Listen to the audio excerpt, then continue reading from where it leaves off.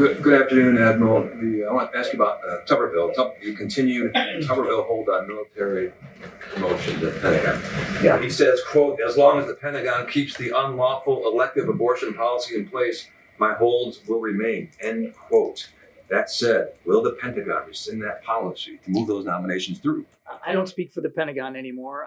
I'm here now, so I'd refer you certainly to my Pentagon colleagues. That said, they have spoken to this many times.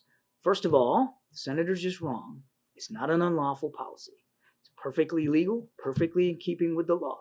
He says it violates the Hyde Amendment. It doesn't.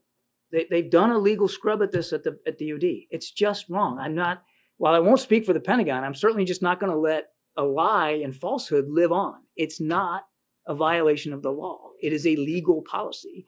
All that they're doing is providing some travel ability for female members of the military or their families. They're stationed in a place where the laws are restricted. They can go get the reproductive care that they deserve, that they have every right to expect from the United States military. So I'm sorry, Senator Tuberville's just wrong. The policy's not unlawful. Now, if he wants to take that up in Congress and pass new legislation, well, certainly that's the writ of Congress. But nothing that the Department of Defense or Secretary Austin is doing is unlawful. Nothing. If national security is truly at risk, as the administration says, then isn't keeping that abortion policy in place, in effect, superseding national security? How? I'm not sure I understand. You want to get the nominations through, right? You take back the policy. Oh, so the suggestion is that we should just turn our backs. No, I get it. I didn't say it was yours.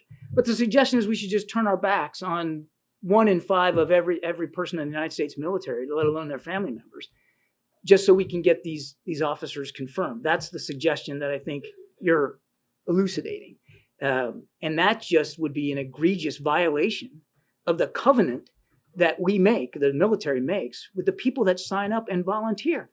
Remember this, they're volunteers. There's not conscription, there's no draft. People volunteer for this. And when they volunteer for that duty, they have every right to expect that they're going to get the health care they need. And let me tell you something else. A healthy force is a ready force. So don't talk to me about national security being impaired.